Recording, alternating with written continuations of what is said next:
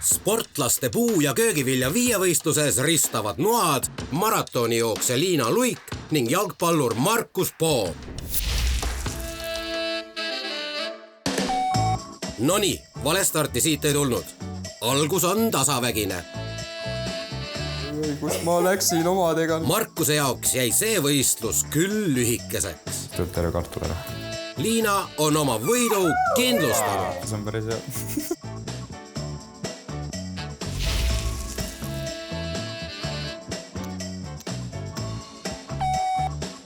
Alad muutuvad üha tehnilisemaks.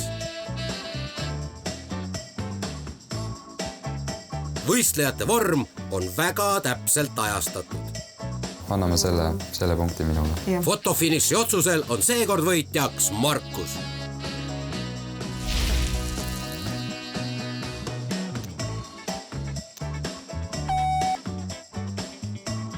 Kreip on ümmargune, siin võib kõike veel juhtuda. Ma nüüd spiker on sinu pealt, vaatame, kuidas sa nüüd teed. See kohvi võtta ära, mul läheb aega siin. Tundub, et Liina on haaranud selge edumaa. Nii, mis on üle vaadata? Kiire kvaliteedikontroll ja kohtunike otsusega on võitjaks Liina. Kreip!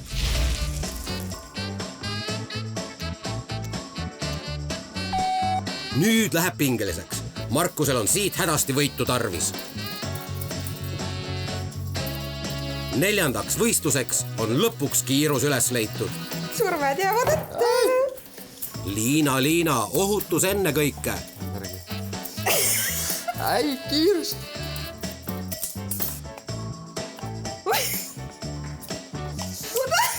Oh my god! Kõik!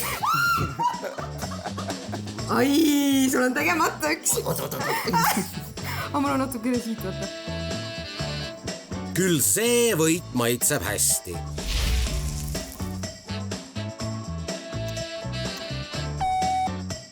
Viimasele võistlusele minnakse viigiseisust. Kiire pilk konkurendile. 2 on ju. No, ei tea.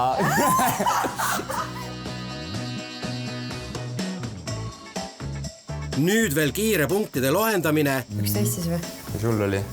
Mul 13, koos sellega võtan selle maha, siin 12. Ja võitjaks osutus Liina. No selles mõttes, et osavõtt on kõige tähtsam, et raske päev oli näha, konkurent oli väga soos.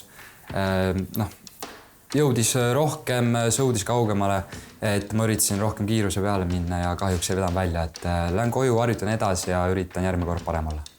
No tunne oli väga hea, et ma kohe tundsin, et tuul on tagant ja kõrval ikkagi ei olnud väga vastupidav sportlane, et oli tegu kiirusliku ala sportlasega, et jah, mul läks väga hästi täna.